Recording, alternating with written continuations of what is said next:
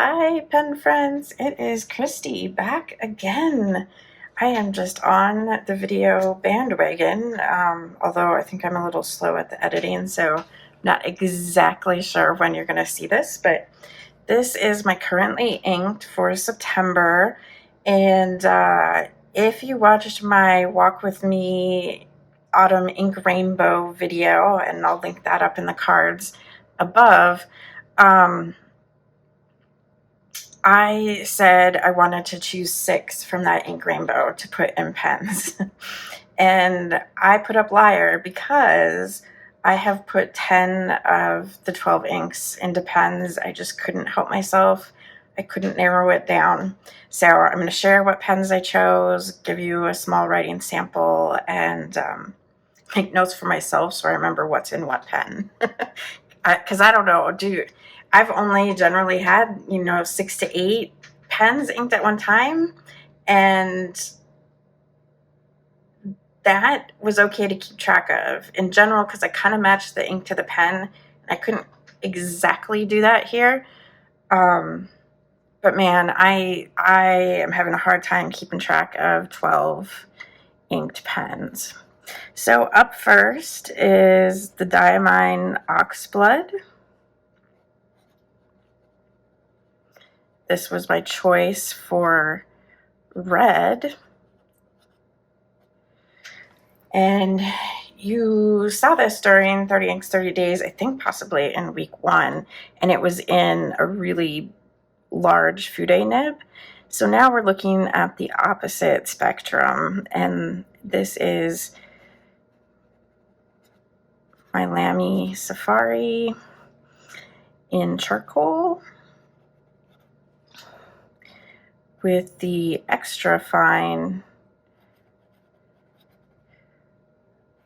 black nib. And so we'll look at the different stroke directions here. And our nice swirlies.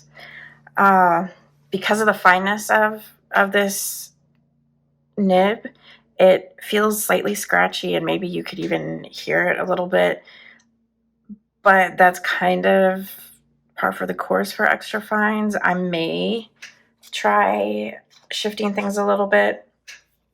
We'll see. So far, I haven't used this one in the planner yet. And here is my little squatty fella. I just had to jump on this bandwagon. I adore it. It's so cute. And when you put an ink that really shows off its color, it just looks so neat. So this one, if you didn't guess already, this is Dominant Industry Maple.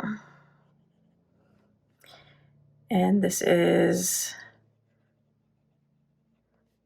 the Majohn Q1, and I got the extra fine. I may put this in another pen as well with a fine nib, just to see what the difference is like. And so our strokes here. It's nice and juicy. I did a little bit of work on it because it actually wouldn't write when I first got it. It was, the ties were super, super tight, so I flossed it, and then I did just a little bit of opening the tines up to make it flow a little bit more. So this one, even though it's an extra fine, this feels nice and smooth. And this I've used to journal with, even long form. Like, I didn't find it bothersome to me for long form, which is funny because I hardly have any pens with the larger grip sections. But this makes me curious to explore that arena a bit more. Love the ink, of course. I love it. Is it orange? Is it red? I don't know. Then for the third one is the color I chose for orange. And this is Diamine Ancient Copper. And it's in my very first working fountain pen that I ever got. It's around 2 years old, or I mean, 2 years. It's around 20 years old at this point. I got it somewhere in the roughly 2002 to 2003 timeframe, if memory serves me. I don't remember for certain. It's a Prelude model. Oh, and 2 is an extra fine. I'm kind of surprised that I knew my writing style so well that I knew to get an extra fine from a Western pen company. I mean, my wife was already into fountain pens, and we had a friend who was even more into fountain pens than she was, who also probably helped in educating us that Western fines and Eastern fines are not really the same size. So I'm sure that helped. But fourth color is our orange brown, and this is Farney's or Private Reserve, just branded with Farney's copper brown, copper burst. See, does this get better? Will I get better at talking and writing at the same time? This is a Jinhao 82 in coffee, they call it, I think. And it's an extra fine. And this one also feels smoother than the Lamy extra fine. So I don't know, I may need to take that Lamy to some micro mesh and Mylar and see if I can smooth it out a bit. Oh, I should mention, so the Ancient Copper, this one is for my personal appointments and such. The dominant industry, I used on October 1st for some of my column stuff, but I haven't used the Copper Burst yet. Then we have, in the order I had meant to do it, we have what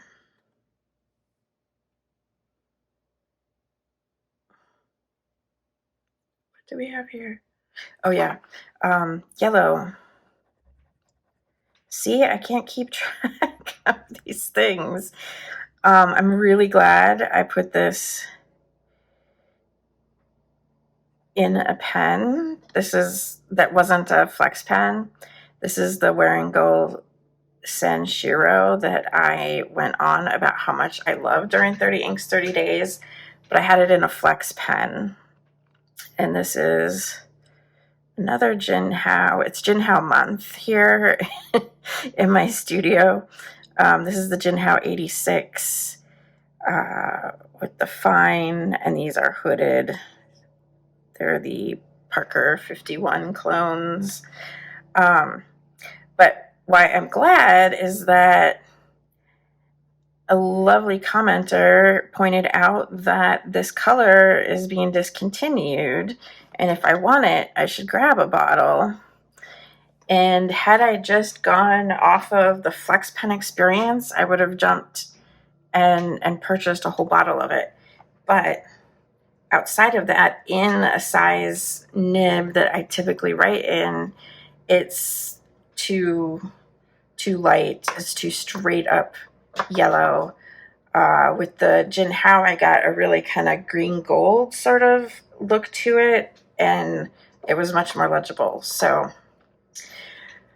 I probably won't end up using that one much at all. Then for number 6, which is my yellow brown, we have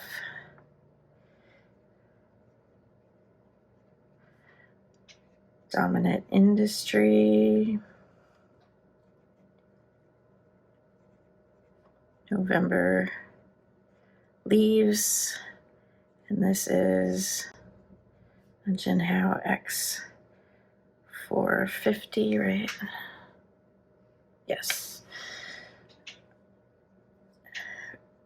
With a broad fude.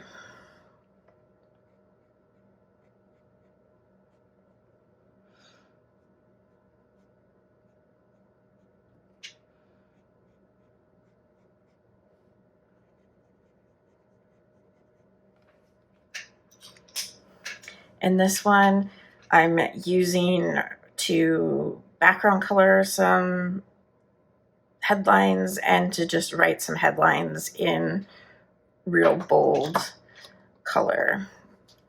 Then we have our yellow green. You know, I so rarely post that I forget to do it on these smaller pens where they actually benefit from posting.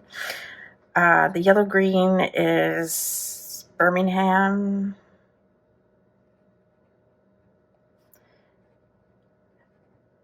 Pen Company. And another Jinhao 82, and I am going to blame Serial Nana and Katie's Crafts, if I remember her channel name correctly, with this.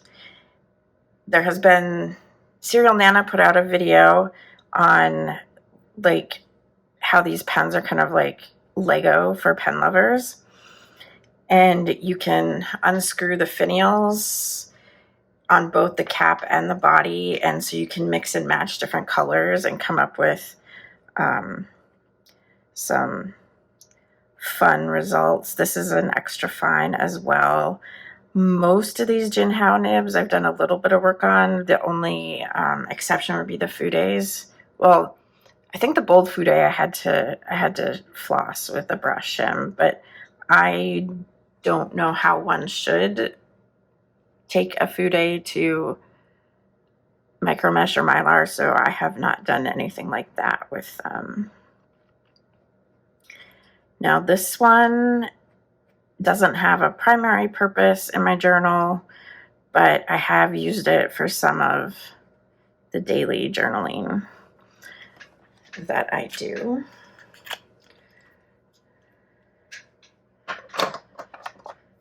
Then for our green,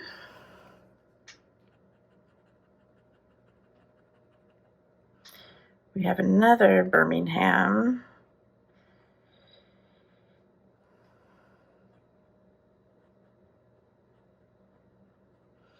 And it's the Arugula at 50% dilution. And surprise, surprise, another Jinhao 82, an extra fine. My first order of these, I ended up going all extra fine, but I've since acquired yet 2 more. And I decided to get fines on those just to compare. I can't remember why I decided to go with straight up extra fines on my first order, but, and of course you can also swap the body with the section, or I could also just unscrew the nib unit and swap it to a different pen if I wanted to. And this one is my work appointments and tasks. So I like to have my personal and my work to be drastically different colors, so at a quick glance I can see if I'm falling down on accomplishing things for myself and our household. And this is yet one more Birmingham. Oh, there's actually another one after this too. That's funny that they all clump together. And this is the Antique Sepia. And this is the Lamy All-Star, and it has a fine nib in it. That's pretty wet and juicy. This one dries kind of a khaki color. It's definitely a chromo shader. If you get up really close and personal with it, you can see green and pink making up that greeny brown. Then I skipped Prussian blue. I didn't put that in a pen because I went through a period of having that in a pen for like 6 months or so. So I'm taking a little break from that one. And I also did not put Winter Pine in a pen because I would have liked it in a broad Fude, and I don't have a broad Fude. I may decide to put it in my regular Fude Jinhao 82, but for now, I used a paintbrush with it, and also did some ink splats. If you watch my Plan With Me video for October, you can see that. And then the last color that I inked up then is my purple brown, which does look more purple brown in the pen than it did in the swatch. And this is yet again Birmingham Pen Company. And Jinhao X159 with an extra fine number 8 nib. This is my only number 8, and I bought this specifically to try that and to try the broader grip section. For some reason, this pen feels kind of strange in my hand to me. I think it's how lightweight it is. But if I post it, A, the cap doesn't add that much. B, it makes it a little back weighted, and so I don't think it's quite as balanced. But this one is one that I've also used for journaling, and that's aside from the Arugula and the Ancient Copper, any of these others, well, and I guess the November Leaves, any of the others are fair game for me for journaling and just everyday note taking. So there are the inks. There are the pens. Get those stickers out of the way. My desk is an absolute mess after 30 inks, 30 days. But here we are, my Autumn Ink Rainbow, almost completely inked into pens. I'm hoping that more or less these colors will work for November too, and that these pens stay wet enough or used just frequently enough to continue working. I didn't do, full on fills for any of them really, but with so many inked, I just don't see myself getting through a ton of them. But that's it. That's my currently inked for September. Thank you for joining me. If you enjoyed this, be sure to hit that subscribe button and the thumbs up, and share this video with your friends and family who are also interested in pens. Thanks so much for being here. Until I see you again, be safe and be well. Aho, and so it is. Bye.